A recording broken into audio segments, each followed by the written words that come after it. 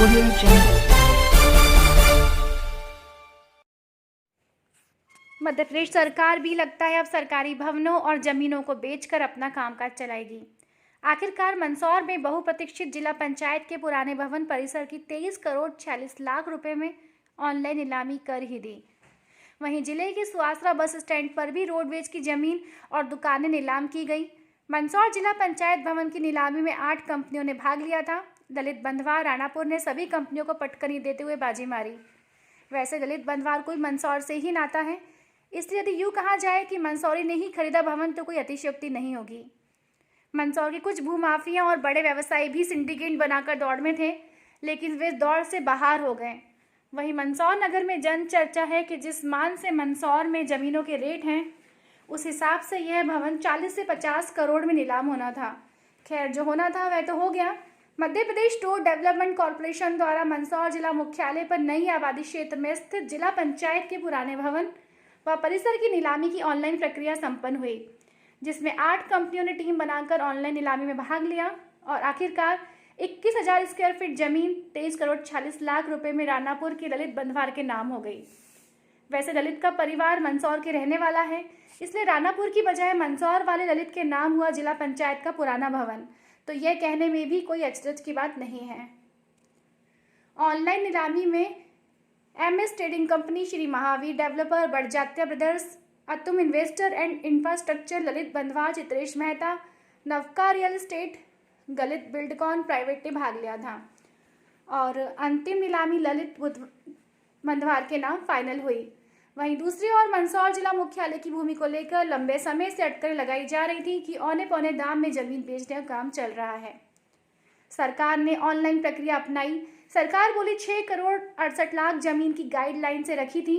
लगभग 4 गुना राशि आने पर जमीन फाइनल की गई, जबकि वहीं दूसरी ओर इस क्षेत्र में जमीन के भाव 20 से 25,000 रुपये स्क्वायर फीट बताए जा रहे हैं और वर्तमान में यह भवन 11,000 रुपये स्क्वायर फीट में नीलाम हुआ है।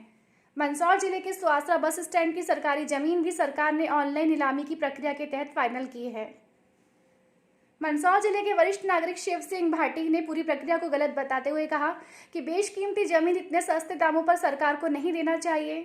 बहरहाल जो भी हो, मंदसौर की ये बेशकीमती भूमि नीलाम हो गई। जनसारंगी न्यूज़ के लिए शंभू सेन राठौड़ की रिपोर्ट। यहाँ की जो नीलामी करी है गवर्नमेंट ने, एक तो गाइडलाइन कम कर दी गवर्नमेंट ने, पूरे मंदसौर ज़िले की गाइडलाइन कम कर दी, जबकि मंदसौर ज़िले की गाइडलाइन महंगाई तो बढ़ रही है, तो फिर गाइडलाइन कैसे कम हुई?